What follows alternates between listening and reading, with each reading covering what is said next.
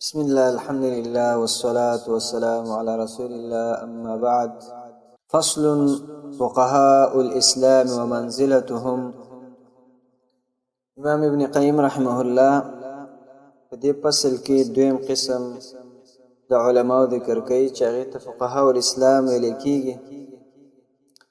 هغه فقها چې هغه مفتیان دي، هغه د قرآن او د حدیث نه استنباط کوي د احکامو. هغه فقها چې هغه د حلال او د حرام قواعد هغه د قرآن حدیث نه روباسي او هغه محفوظ کوي. هغه فقها چې هغه په ځمکه کې د داسې دي لکه ستوري چې په اسمان کې وي، او هغه فقها الاسلام چې د هغې په وجه باندې حیران خلک په تیارو کې لارې معلوموي، او د خلکو ورته ډېر زیات احتیاج دی. دومره ډېر احتیاج دی چې خوراک څښاک ته دومره احتیاج د هغې نه، او د دغه فقهاو طاعت د مور او پلار د طاعت نه هم ډېر فرض دی. امام ابن قیم رحمه الله و بیا آیت کریمه په دې باندې دلیل پیش کړي، او بیا د هغه آیت کریمه د هغې تفسیر به د صحابه او تابعین او مفسرین نه ذکر کړي. دا خبرې به کېږي تر د والتحقیق پورې. امام ابن قیم رحمه الله مخکې اول قسم د علماء ذکر کړو چې هغې ته ویل کېږي حفاظ الحدیث او جهابذة الحدیث. هغه علماء چې هغه حفاظ دي، متبحرین علماء دي. په ضمن کې هغه علماء هم ذکر شو چې هغې ته علماء سوء ویل کېږي. قرآن حدیث کې تاویلات کوي، د ځان احادیث جوړوي او نبی صلی الله علیه وسلم ته د هغې نسبت کوي او تحریف کوي په قرآن حدیث. هغه هم ذکر شو. مصنف رحمه الله فرمایي چې فقهاء الاسلام و منزلتهم، د اسلام فقها او د دیو منزله. فقهاء الاسلام و منزلتهم د دې سبق عنوان دی. القسم الثاني، دویم قسم، فقهاء الاسلام، فقهاء د اسلام. ومن دارت الفتيا على اقوالهم بين الناس، او هغه څوک چې فتواګانې د هغیو په اقوالو باندې چلیږي بین الناس، بین الانام، په منځ د خلکو کې. د خلکو په منځ کې چې کومې فتواګانې دي، دا د دیو اقوال، د دیو په اقوالو باندې دا چلیږي. الذين خصوا باستنباط الاحکام، دغه علماء دا هغه خلک دي چې دوی خاص کړی شوي دي په راویستلو د احکامو باندې د قرآن او د حدیث نه. دوی له دا خصوصیت ورکړی شوی دی. وعنوا بضبط قواعد الحلال والحرام، او دوی قصد کړی شوي دي په محفوظ کولو د قواعد د حلال او حرام. قرآن حدیث نه چې دوی کوم قواعد راویستلي دي، نو هغه قواعد هغه دوی محفوظ کړي دي. د حلال او د حرامو په باره کې کوم قواعد. فهم فی الارض بمنزلة النجوم فی السماء، او دوی په دې ځمکه کې په منزلې د ستورو دي په اسمان کې. لکه څرنګه چې ستوري په اسمان کې دي پړقېږي او د هغې نه فایده اخیستلی کېږي، په هغې باندې اسمان ښکلی ښکاري او په هغې باندې شیطانان ویشتلی کېږي، او داسې نورې ډېرې فایدې په هغې کې شته. په دې ځمکه کې د هغې په وجه باندې خلک لارې معلوموي، او د هغې په وجه باندې رڼا کېږي په دې ځمکه کې هم، او میوجات او فصلونو ته هم فایده په هغې کې شته. نو دغه شان علما په دې ځمکه کې دي. د دې مثال د ستورو دی چې دې نه هم خلک فایدې اخلي او کوم باطل پرسته خلک چې دي نو هغه باطل پرسته خلکو باندې ردونه کوي، لکه څرنګه چې په هغه ستورو باندې شیطانان ویشتل کېږي. دغه شان دا علما د باطل پرسته خلک په هغې باندې ردونه کوي، د هغې تحریفات رد کوي، د هغې تاویلات رد کوي، د هغې هغه د دروغو نسبتونه رد کوي. بهم یهتدي الحیران فی الظلماء، د دیو په وجه باندې لاره بیا مومي. حیران سړی په تیارو کې، هغه سړی چې لاره ترېنه ورکه شوې حیران شوی دی چې اوس څه وکړم. نو د دې علماو په وجه باندې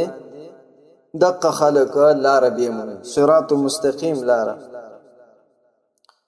شیطان ګډوډ کړی دی. نو دا علما راشي او دغه خلکو ته سیده لاره وروښي. که مخکې شیخ الاسلام ابن قیم رحمه الله دا خبره ذکر کړې وه چې فکم من قتیل لابلیس قد احیوه وکم من ضال تائه قد هدوه. شیطان چې یو سړی وژلی وي، پسې وژلی وي په جهل سره ګمراه کړی وي، نو دا علما راځي او هغې راژوندي کوي او هغې ته سیده لاره ښیي. وحاجة الناس إليهم أعظم من حاجتهم إلى الطعام والشراب، او حاجت د خلکو دې علماو ته دا ډېر لوی دی او ډېر زیات دی. د حاجت د دیو نه طعام او څکاک ته، خوراک څکاک، دې ته دا خلک دومره محتاج نه دي لکه څرنګه چې علماو ته محتاج دي. ځکه چې علما دیو ته الله سبحانه وتعالی ورخی، معرفت د الله سبحانه وتعالی، نبی صلی الله علیه وسلم ته ورخی، د هغې لاره ورته ورخی، د جنت چې کومه سیده لاره جنت ته تللې ده هغه ورته ورخی. ابدي ژوند هغه د دې خلکو د دې علماو په وجه باندې ښکلی کېږي. خوراک څکاک ته دومره حاجت نشته دی څومره چې علماو ته دی، اهل السنه علما. وطاعتهم افرض عليهم من طاعة الامهات والآباء، او طاعت د دې علماو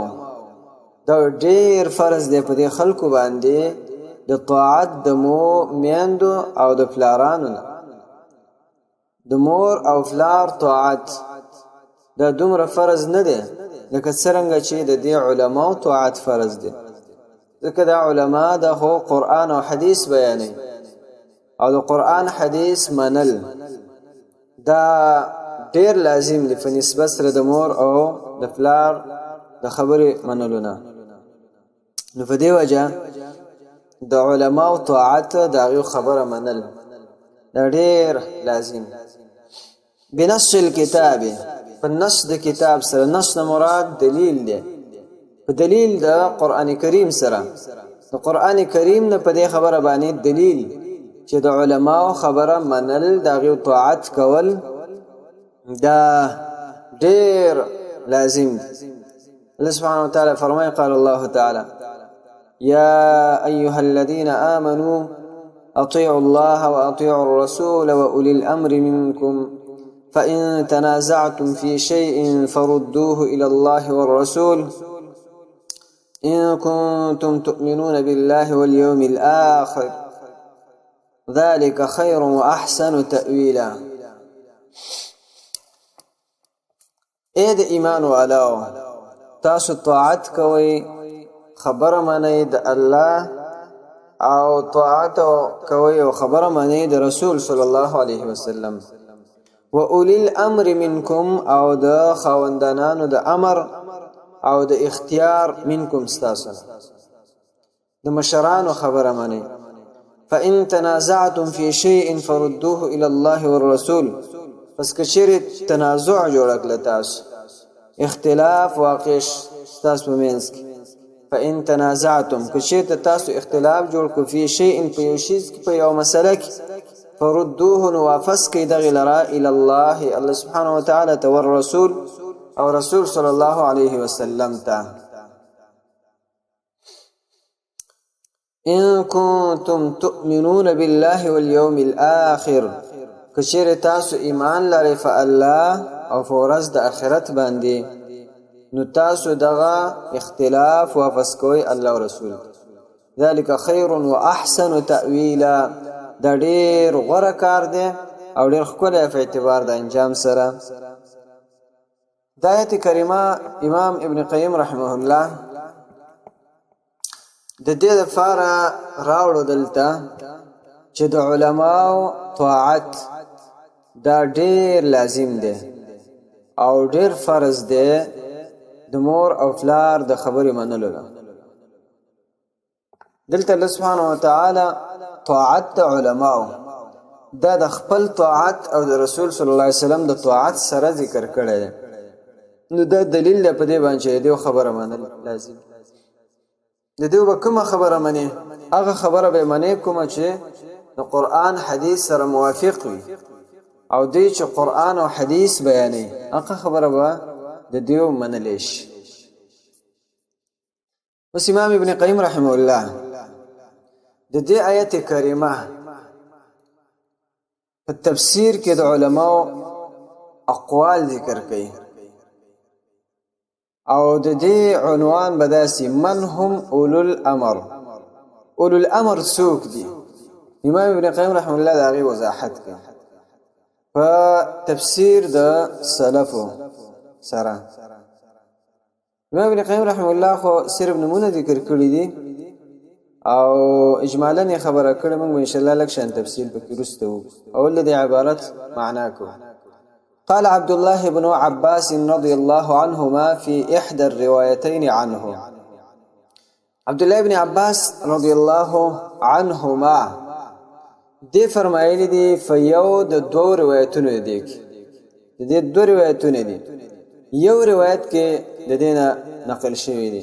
وجابر بن عبد الله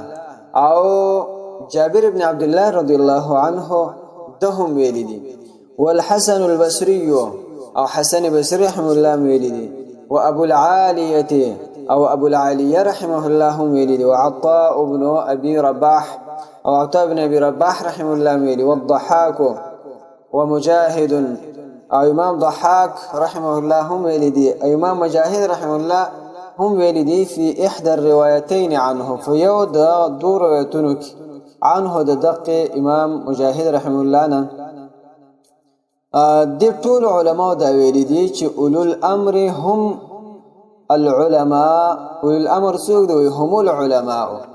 دا علماء دي وهو احدى الروايتين عن الامام احمد او دا یو د دو روایتونو نه دي کوم روایتونه چې د امام احمد رحم الله نه نقل دي نو د امام احمد رحم الله یو روایت هغه دا دی چې د دې اولو الامر نه مراد علما دي وقال ابو هريره او ابو هريره رضی الله عنه دویلی دي وابن عباس او ابن عباس رضی الله عنه ویلی دي في الروايه الاخرى په دویم روایت کې مخکې یو روایت د دینه ذکر شو باقي کې دا چې علما مراد دي دویم روایت د دینه هغه ذکر کوي چې دینه مراد عمر دي وزيد بن اسلم او زيد بن اسلم رحمه الله والسدي او امام سدي رحمه الله ومقاتل او مقاتل رحمه الله دی ټول دا ویل دي هم الامراء اولو الامر دا امراء دي مشران دي حاکمان دي وهو الروايه الثانيه عن احمد او دا دویم روایت د امام احمد رحمه الله هم دي امام احمد رحمه الله دو روایتونه نقلو یو روایت دا چې دغه اولو الامر نه مراد علما دي او دویم روایت تر نه دا نقل چې د اولو الامر نه مراد دا امراء دي امام ابن قیم رحمه الله د دې علماو د دو تفسیر ذکر کړل دلته مونږ لکشان تفصیل په دې کې کو د هر یو عالم قول سره د حوالې ذکر کوي ان شاء الله په دې باره کې چې د اولو الامر نه مراد علما دي، فقها دي، او دغه رنګه د دین مراد عمرا هم دي. ابن عباس رضی الله عنه دا فرمای وی د دین مراد اهل الفقه والدین، هغه خلق دي چې هغه فقها دي او دیندار خلق. د اولو الامر نه مراد په آیت کریمه کې علما دي. امام طبرانی رحمه الله دا روایت ذکر کړی په خپل تفسیر کې. او بل روایت کې د ابن عباس رضی الله عنه نه دا نقل لري چې اهل طاعة الله الذين يعلمون الناس معاني دينهم ويأمرونهم بالمعروف وينهونهم عن المنكر. دا وی هغه خلق دي چې هغه د الله سبحانه وتعالى طاعت کوي او دوی خلقو ته د دین مقاصد ښيي او دوی امر بالمعروف او نهي عن المنکر کوي. فاوجب الله طاعتهم على العباد. والله سبحانه وتعالى د دې علماء طاعت په دې بندگانو باندې واجب کړی دی. امام ابن منذر رحمه الله په خپل تفسیر کې دا روایت د ابن عباس رضی الله عنه ذکر کړی او ابن ابي حاتم رحمه الله په خپل تفسیر کې. بل د جابر رضی الله عنه روایت، جابر رضی الله عنه وی د اولو الامر نه مراد په دې آیت کریمه کې هم الفقهاء، دا فقها دي. او دا روایت امام ابن المنذر رحمه الله په خپل تفسیر کې ذکر کړی. او بل روایت د جابر رضی الله عنه هغه دی هم اولو الخير، وی د دینه مراد اولو الخير دي یا علماء. دا روایت ابن ابي حاتم رحمه الله په خپل تفسیر کې ذکر کړی. د حسن بصری رحمه الله قول، حسن بصری رحمه الله د دغه آیت کریمه په تفسیر کې داس خبره کړې ده، هم اولو العلم والفقه والعقل والرأي. وې د دې اولو الامر نه مراد علما دي، فقها دي، د عقل والا دي، د رای والا دي. عقل او رای د دې نه مراد هغه عقل او رای ده چې هغه د قرآن حدیث تابع وي. علما چې دي د عاقلان هم دي او د دې رای دا هم مضبوطه وي، خو د دې د رای د خواهش مطابق نه وي بلکې د قرآن حدیث مطابق چې وي. هغه امام طبرانی رحمه الله په خپل تفسیر کې دا روایت د حسن بصری رحمه الله ذکر کړی. او ابو العالیه رحمه الله د قول هم داده چې هم اولو العلم، د اولو الامر نه مراد علما دي. او بیا دا خبر هم کړی وی الا ترى انه يقول ولو ردوه الى الرسول والى اولي الامر منهم لعلمه الذين يستنبطونه منهم. دا آیت کریمه په دلیل کې پیش کړی او دا روایت امام طبرانی رحمه الله په خپل تفسیر کې ذکر کړی او ابن ابي حاتم رحمه الله هغه هم ذکر کړی. عطاء بن ابي رباح رحمه الله، عطاء ابن ابي رباح رحمه الله د قول دا ابن وهب رحمه الله ذکر کړی په تفسیر القرآن من الجامع. او د ضحاک رحمه الله قول هغه هم دا چې هم علماء المسلمین وفقهاؤهم.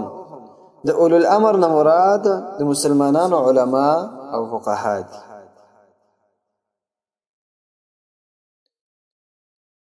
امام مجاهد رحمه الله د قول هم دا ده چې هم اصحاب محمد اهل العقل والفقه والعلم والدين. وې د دینه مراد د نبی صلی الله علیه وسلم ملګری صحابه چې هغه د عقل والا او هغه فقها او هغه علما او هغه دیندار خلک. امام طبرانی رحمه الله په خپل تفسیر کې ډیر ځایونو کې دا روایت ذکر کړی د مجاهد رحمه الله او ابن المنذر رحمه الله هم په خپل تفسیر کې دوه ذکر کړي او ابن ابي حاتم رحمه الله هم په خپل تفسیر کې دا روایت ذکر کړی د مجاهد رحمه الله کله قول له د ابو هريره رضی الله عنه دې پورې چې دا کوم علما او دا کوم مفسرین اقوال ذکر شو نو دا په دې کې چې د اولو الامر نه مراد فقها او علما دي اوس هغه صحابه او هغه مفسرین ذکر کیږي چې هغه داوی د اولو الامر نه مراد حاکمان دي امراء دي یو فقيه کې ابو هريره رضی الله عنه دا فرمای هم امراء السرايا دا وی هغه میران دي کوم چې په دستو باندې مقرر شوی که نبی صلی الله علیه وسلم چې کومې دستې لګلې سرایا لخر فوج به لګو نو هغه باندې به امیر مقرر خو د دینه مراد دا وی دا روایت امام طبرانی رحمه الله په خپل تفسیر کې ذکر کړی ابن منذر رحمه الله هم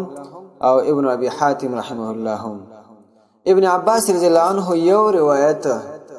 هغه امداد چې د دینه مراد عمره دي اول روایت خو مخکې ذکر شوی دویم روایت ابن عباس رضی الله عنه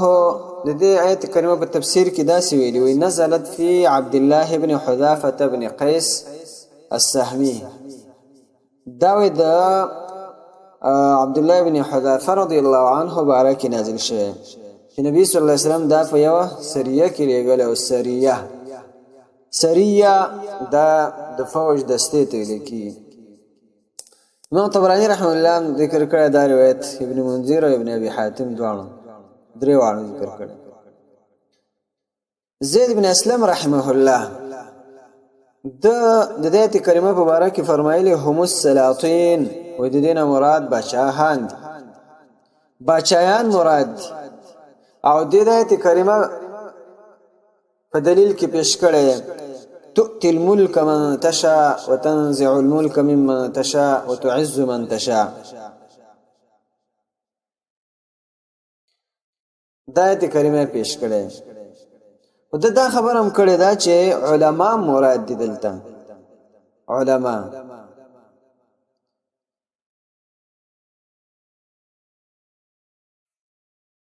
سدي رحمه الله د قول هم دا دی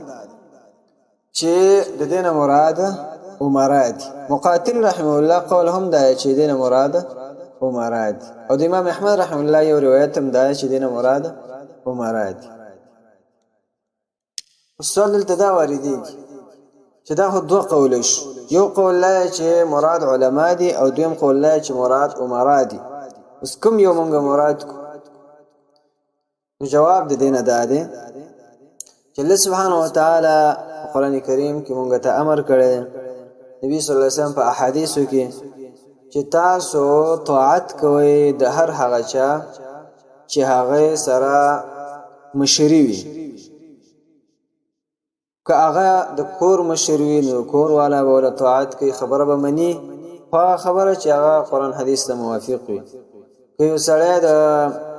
لخکر مشر وي نو دا رعیت به د طاعت کوي او خزه دا به د خاوند طاعت کوي مریان وینځي دا به د خپل سید طاعت کوي ځکه دا سید په دې باندې مشر دی اولاد به د مور او پلار طاعت کوي او دغه رنګه هر هغه څوک چې هغې ته څه نه څه مشري ورکړی شوي